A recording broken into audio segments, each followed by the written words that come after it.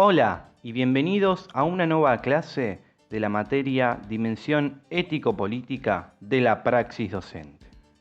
A partir de ahora comenzaremos con un doble recorrido, diacrónico y sincrónico, y esto lo trabajaremos a lo largo de nuestras próximas clases. En cuanto al recorrido diacrónico, tenemos que transitar la historia destacando algunos momentos clave en los cambios de las concepciones valorativas, tomar como centro la modernidad, señalar los principales elementos de ruptura con el mundo premoderno, esbozar algunas características de la actual crisis de dichos elementos, etc. Y en cuanto al segundo recorrido, al recorrido sincrónico, tendremos que exponer los principales nombres que se han dado a nuestro tiempo y analizar cuáles son los valores que, desde dichas categorizaciones, se sostienen. Con este doble recorrido, pretendemos situar el tema de los valores en relación con nuestro tiempo. Recordemos que hasta ahora hemos estado trabajando con la disputa entre valores de hecho, aquello que en una sociedad vale, y los valores de derecho, aquello que se sostiene que debe valer. Ahora lo que queremos hacer es reconstruir los vaivenes, esto es, los nacimientos, las modificaciones, las mixturas y las defunciones, de nuestros valores en la historia reciente, a saber, a partir de la modernidad. Esto nos lleva a hablar entonces un poco sobre la modernidad. ¿Cómo podemos definir la época moderna? Usualmente se define a la modernidad como el movimiento de transformación de múltiples dimensiones de la vida humana, política, cultural, religiosa, ética, científica, etc. Ubicamos a la modernidad entre los siglos XVII y XX, teniendo como antecedentes directos el Renacimiento y la Reforma, su consolidación en la Ilustración y el momento de crisis indicado o señalado por la Segunda Guerra Mundial. Tenemos que ver un poco cuáles son los componentes constitutivos de la identidad de la modernidad. En primer lugar, podemos hablar de la secularización de la conciencia. ¿Qué significa esto de la secularización de la conciencia? Podemos comenzar diciendo que de pensar en una trascendencia de un mundo que está más allá, la gente empieza a poner el acento en la inmanencia, es decir, en el mundo que está más acá. Hay un alejamiento de objetivos trascendentales y un acercamiento a otros inmanentes, es decir, se sustituye el interés por el otro mundo y la otra vida a favor de la preocupación por esta vida y este mundo. Además, hay una separación de lo que es la vida social de la vida privada, quedando restringida a la vida social el ámbito de la ciencia y la política, y a la esfera privada queda confinada la religión, la creencia. Lo religioso es así desplazado de las ocupaciones sociales, como la ciencia y la política, quedando confinada a la esfera de lo privado. Esto implica que el papel de Dios sea otro distinto que hasta el que venía teniendo hasta ahora. Dios pasa a ser un ingeniero, un arquitecto que diseña el mundo y nada más que eso. El papel de Dios en la vida de los seres humanos es cada vez menos decisivo. Dios llega a ser concebido como el ingeniero o arquitecto de la realidad, pero no se involucra ni se inmiscuye en lo que sucede en dicha realidad. Se da un paso también del derecho divino de los reyes a el pacto social, es decir, el poder soberano de los reyes deja de ser pensado como entregado por Dios para gobernar, y en su lugar se apela a la idea del pacto social que firman los individuos, dando origen a la sociedad, al establecimiento del soberano y al reconocimiento de los ciudadanos. Por último, Dios, que era el fundamento, es destronado de su lugar y el fundamento de todo pasa a ser la razón. Dios es bajado de su trono de fundamento de la realidad y en su lugar se coloca a la razón, el único fundamento de la realidad. Esto va a traer aparejado el auge del progreso y del afán de novedades, que veremos inmediatamente. Un segundo componente constitutivo de la identidad moderna es la subjetividad, esto es, el surgimiento del sujeto, entendido el ser humano ahora en términos de acción, de actividad, de fundamento, de razón. Hay un descubrimiento de que la conciencia humana hace de su subjetividad esencial. La modernidad es la época del surgimiento del sujeto, el que realiza la acción. El ser humano ocupa un lugar activo en el plano del conjunto de la realidad. El ser humano es el fundamento sobre el que reposa toda la realidad. Lo que legitima entonces la acción humana es la razón y no la divinidad. Pasamos entonces de una postura objetivista, donde el foco está puesto en la realidad exterior, a una postura subjetivista, donde lo que importa o lo que tiene la primacía son las vivencias interiores personales. Hay una sustitución del objetivismo de los medievales y los antiguos por el subjetivismo de los modernos. Y en último lugar, hay una revaloración de la revolución política, productiva, científica, artística, que implica toda una ruptura y novedad, todo un sentido de la historia que está enmarcado en términos de progreso. La revalorización de la revolución, tanto en el plano político como en la Revolución Francesa, como en los planos productivos, la revolución industrial, el capitalismo, también la revolución científica, el pasaje del geocentrismo al heliocentrismo, el nacimiento de la ciencia moderna, también la revolución que se da en el plano artístico, etc., forman parte de esta revaloración de la revolución. Revolución, entendida como ruptura, como corte brusco y violento respecto de la tradición, y también entendida como la postulación de un comienzo desde cero, legitimado en la racionalidad propia de la acción y proyectada hacia un futuro mejor. El ser humano entonces es el sujeto de las revoluciones que orientan el sentido de la historia, la cual es progresiva, conduce a un futuro mejor para la humanidad. El ser humano corre tras utopías movilizadoras. Otro componente constitutivo de la identidad de la modernidad es el pasaje de la teoría a la praxis, de la contemplación a la acción. Hay un cambio de las relaciones entre la teoría y la acción ante la naturaleza.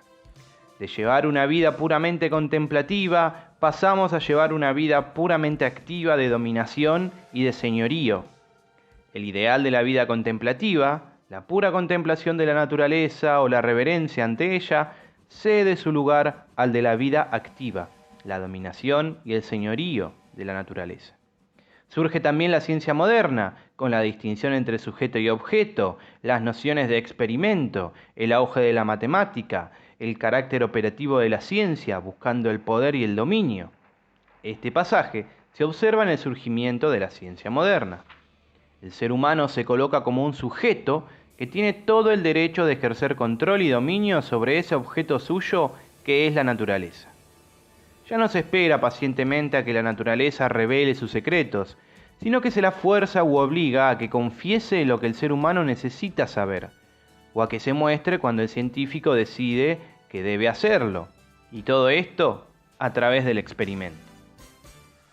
La matemática ocupa un lugar central en el conocimiento y se transforma en un elemento privilegiado para conseguir el control y el dominio sobre la naturaleza. Galileo Galilei había escrito que la naturaleza está escrita en caracteres matemáticos. Esto significa que las matemáticas nos ayudan a descifrar, el leer el plano con el que el mundo fue construido, a conocer cómo son las relaciones de funcionamiento de la naturaleza. Si conocemos esto, entonces podemos intervenirlo y ejercer nuestro dominio sobre ello. Así surge el carácter operativo de las ciencias. El conocimiento es poder y dominio. Se favorece las posibilidades de dominio real sobre la naturaleza. Y el dominio más eficaz de la naturaleza favorece a la clase social burguesa, que ahora puede apropiarse de un modo más racional e intensivo del medio natural. El último elemento constitutivo de la identidad moderna es la destrucción del cosmos, el universo como era pensado antiguamente. El universo era pensado como un mundo finito, cerrado, heterogéneo y ordenado, y en la modernidad pasa a ser definido como un mundo infinito, abierto, homogéneo y desordenado. Desaparece el mundo como un todo finito, cerrado y jerárquicamente ordenado. Hay un abandono de la concepción cosmológica aristotélica imperante hasta ese entonces. El universo es dividido en dos regiones diferenciadas, de acuerdo con Aristóteles. Existe una esfera sublunar o terrestre, que es la región del espacio comprendida desde la esfera de la Luna hasta la Tierra, La Tierra ocupa inmóvil el centro del universo, es la región del movimiento, del cambio y la naturaleza, y hay otra región que es la esfera supralunar o celeste. Comprende la región que está más allá de la esfera de la Luna hasta las estrellas fijas, donde no hay cambio ni alteración posible, donde lo único que hay es un movimiento circular y uniforme de los planetas llevado por sus esferas. También en Aristóteles encontramos la teoría del lugar natural, donde todo cuerpo busca su lugar natural. El lugar natural de la Tierra, como cuerpo pesado, es el centro. Por eso la Tierra es el centro inmóvil del universo. La astronomía observacional y las técnicas matemáticas aplicadas a la astronomía las desarrolló Ptolomeo, a la luz de la concepción cosmológica aristotélica. Todas estas concepciones físicas son echadas por la borda con la nueva ciencia de Copérnico y Galileo Galilei. Encontramos también en la destrucción del cosmos la separación entre el mundo del valor y el mundo de los hechos. Se divorcian el mundo del valor y el mundo de los hechos. Hay una desestimación por parte del pensamiento científico de toda consideración basada sobre conceptos axiológicos, conceptos de valores, como la perfección, la armonía, el sentido y la finalidad. La caída de ese cosmos y su transformación en un universo infinito implica una desorientación o pérdida de sentido. Ahora bien, ¿cómo sucede la modernidad en América Latina? Podemos decir en primer lugar que hay una secularización conflictiva y parcial, que no se da de la misma manera como sucede en Europa, porque se da la consolidación del catolicismo y además el catolicismo es funcional al discurso moderno. En el siglo XVII, mientras el catolicismo era resistido por el pensamiento moderno, en Latinoamérica estaba consolidándose y realizando tareas compatibles y funcionales al discurso moderno, como la urbanización, el disciplinamiento a través de escuelas y talleres, etc. Por otra parte, no podemos hablar del nacimiento o el auge de la subjetividad, sino más bien que en Latinoamérica hay un sujeto sujetado. No vamos a hablar de una subjetividad moderna latinoamericana, porque estamos hablando de colonias no independientes que responden a Europa, que responden a Inglaterra, que responden al capitalismo, que se conciben como proveedores de materias primas, etc. No se puede hablar de una subjetividad moderna latinoamericana, ya que en Latinoamérica nos encontramos con colonias no independientes que deben acomodarse al capitalismo industrial y a la primacía de Inglaterra como país industrializado, productor de bienes y riquezas. Latinoamérica es un sujeto sujetado o dependiente de los grandes países productores y capitalistas.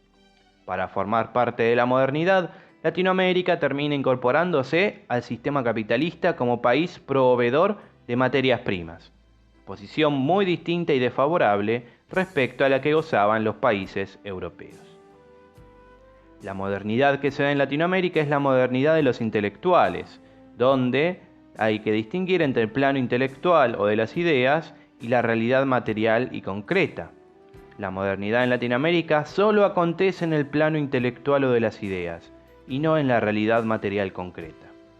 Por eso hablamos de que hay también una modernidad despareja en Latinoamérica, donde encontramos que las clases altas las hallamos en los centros urbanos y en los pequeños pueblos se hallan las clases bajas. La modernidad no llegó del mismo modo a los distintos lugares de Latinoamérica, existiendo diferencias muy notables. Los grandes centros urbanos, con sus clases social y culturalmente elevadas, experimentan los frutos de la modernidad, mientras que el resto de los sectores solo tienen noticia de los frutos de la modernidad a través de los medios de comunicación o por los esfuerzos de la escuela por hacerlos llegar a todos. Muy bien, habiendo estudiado entonces la modernidad, cómo acontece en Europa, sus características y qué sucede en Latinoamérica con ella, tenemos que decir que hoy en día ya no estamos respetando los valores o continuando los valores de la modernidad, sino que se habla de una crisis en el seno de la modernidad. Todos los componentes propios de la identidad moderna han entrado en crisis a partir de mediados del siglo XX. ¿Qué salidas hay frente a la crisis de la modernidad? Hay tres opciones. Podemos decir que esto se trata de una crisis terminal, y que hay que encontrar entonces una nueva alternativa que reemplace a la modernidad. También hay aquellos que dicen que la crisis es seria y que muestra un agotamiento, pero que la modernidad puede continuar y salir a flote si corregimos aquellos aspectos que hay que corregir. Y también están aquellos que sostienen que la modernidad aún no ha tenido el tiempo suficiente para acercar todos sus beneficios a la humanidad. No nos vamos a meter en discusión con estas tres alternativas respecto a las salidas frente a la crisis de la modernidad, pero es interesante saber que esto es algo que se debate actualmente, de cómo podemos denominar a nuestra época histórica, si seguimos siendo modernos, si somos posmodernos, o qué ha sucedido con la modernidad. Lo último que vamos a mencionar en nuestra clase y que nos interesa a todos estos vaivenes históricos es para entender un poco los cambios en la valoración, el devenir de los valores. Los valores de hecho y los valores de derecho con los que trabajamos nuestra clase anterior se han visto afectados en este movimiento que va desde la premodernidad a la actualidad. En cuanto a los valores de hecho, hubo cambios en las costumbres, en la vida cotidiana y en los hábitos valorativos. Cambió el modo en que valoramos las cosas, nuestro cuerpo, nuestro tiempo, nuestro conocimiento, etc. Y este es un tema de todos los días. Los marcos conceptuales en que se apoyan los valores de derecho han ido sufriendo desplazamientos, del centro a la periferia y de la periferia al centro. Por ejemplo, la secularización colocó en el centro a concepciones éticas fundadas en la razón y apartadas o independientes de los valores religiosos. La religión no desapareció, sino que perdió el lugar central que ocupó durante siglos. Entonces, se resignifican nociones como las de libertad, justicia, amor, felicidad, etc. Y cambia la valoración que hacemos del cuerpo, del dinero, del futuro y del tiempo.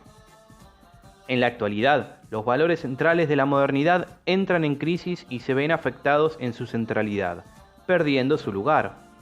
El lugar central hoy está vacío, a la espera de valores que lo ocupen, en lo que se refiere a valores de derecho. Vivimos en medio de un naufragio. Quizás el lugar central no es que esté vacío, sino hiperpoblado de valores de hecho. Lo que vale hoy no es lo que debe valer, valores de derecho, sino lo que se muestra como valioso, valores de hecho. En cuanto a la relación entre valores de derecho y valores de hecho, los valores de hecho han experimentado un notable crecimiento, relegando a los valores de derecho a una zona marginal. Vemos así que hay una primacía de los valores de hecho debido a dos motivos. A la crisis de la noción de fundamento, recordemos que los valores de derecho son los que se basan en un fundamento dado, y a raíz de la omnipresencia de los medios masivos de divulgación publicitaria. Será objetivo de nuestra próxima clase abordar cuáles son los nombres que recibe nuestro tiempo para entender un poco la idiosincrasia de la humanidad en los tiempos que corren, para luego, en la clase que le seguirá a la siguiente, trabajar con cuáles son los objetos que nuestra sociedad valora a ultranza en los tiempos que corren.